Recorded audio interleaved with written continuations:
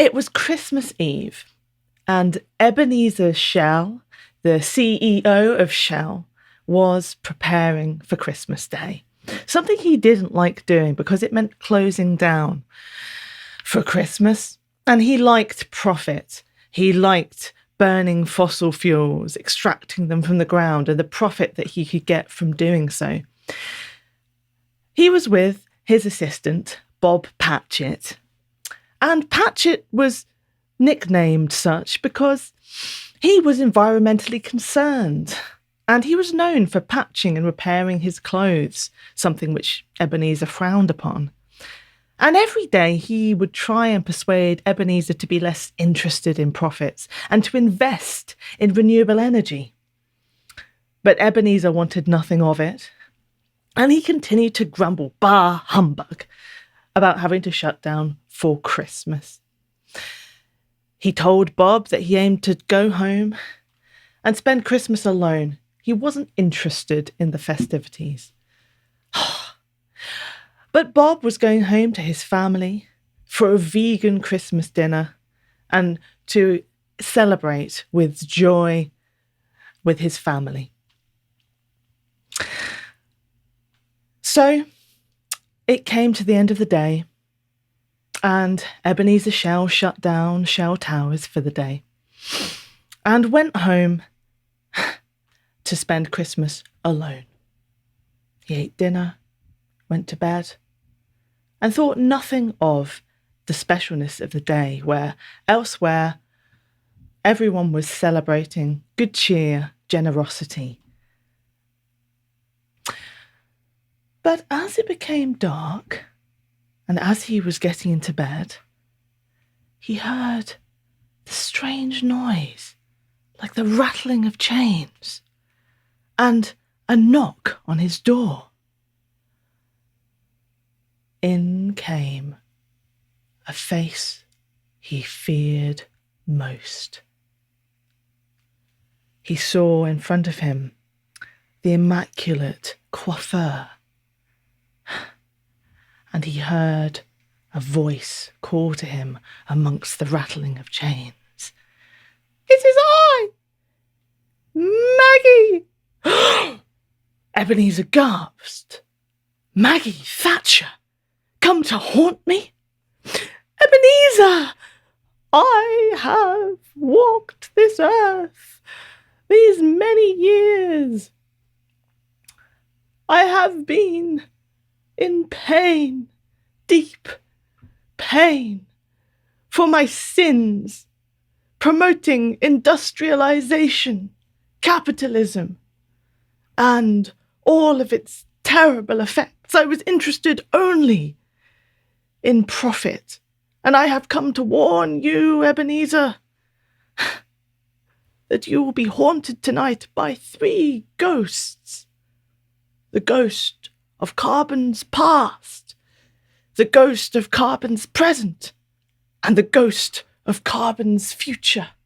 Ooh, and, as if carried away by the wind, her voice disappeared into the distance. The sound of chains faded away, and she was gone. And Ebenezer was disturbed, but he thought nothing of it. 3 ghosts? Of course not. And he went to bed. But then he woke as the clock struck 12. And before him stood the ghost of Carbon's past, dressed as he imagined caveman would, a natural human of the past. And the ghost spoke. "Ebenezer Shell, there was a time when Earth followed its own natural cycles. Carbon dioxide in our atmosphere rose and fell in a balanced way, very slowly.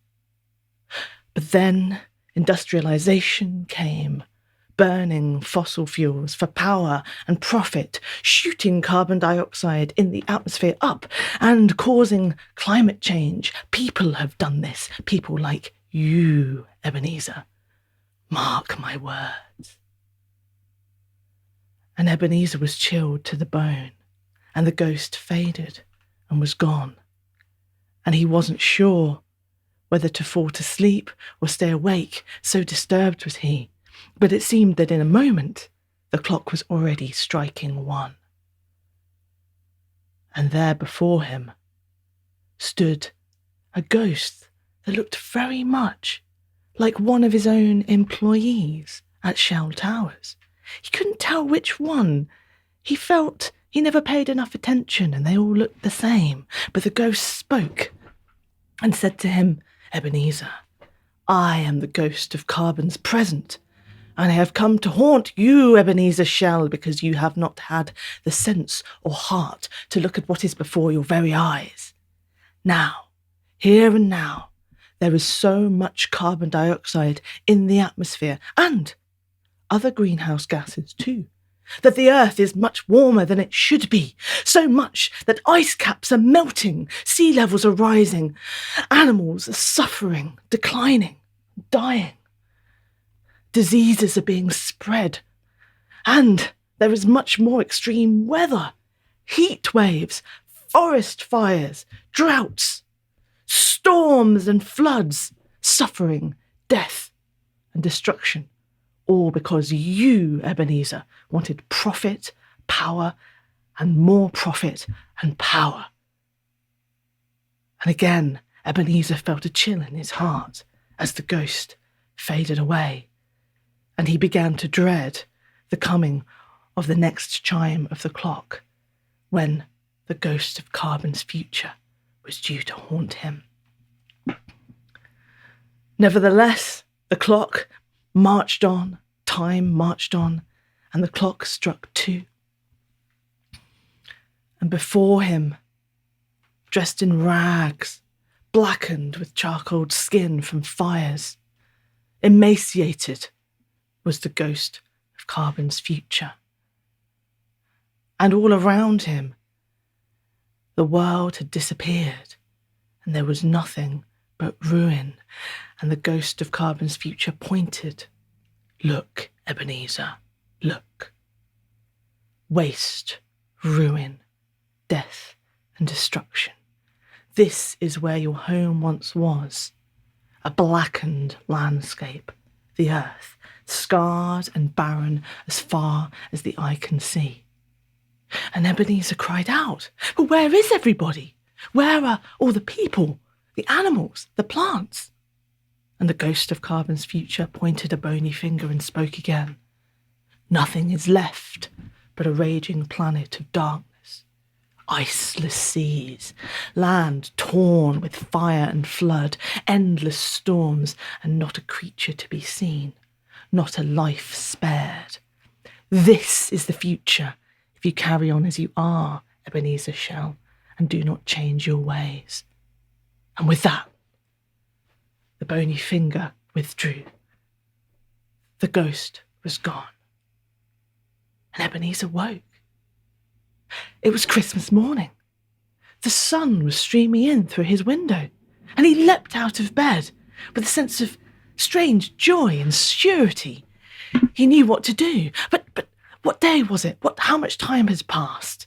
Last night was Christmas Eve, but was this indeed Christmas morning? He rushed up, pulled the curtains, and opened the window, and called to a passer-by, "What day is it?" The passer-by looked up at him and said, "Why, Ebenezer Shell, it is but Christmas Day."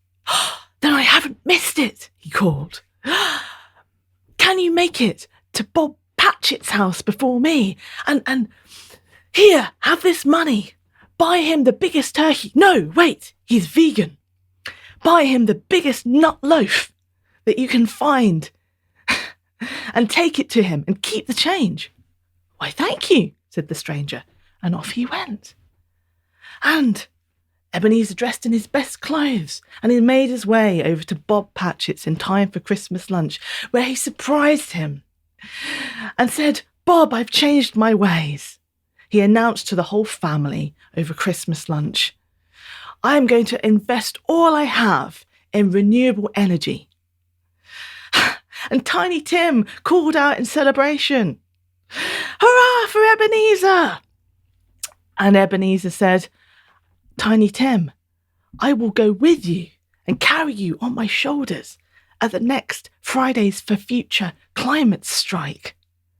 And it seemed he was a changed man. "God bless us, everyone," said Tiny Tim. And Ebenezer was, indeed, from that Christmas Day onwards, a changed man. Not only did he invest in renewable energy, he made Shell the leading name in green energy. He made it his life's work to clean up the oceans where Shell had once sought to extract fossil fuels. And so dedicated was he to protecting the ocean and its sea creatures that he was no longer known as Ebenezer Shell. He was known as Ebenezer Prawn.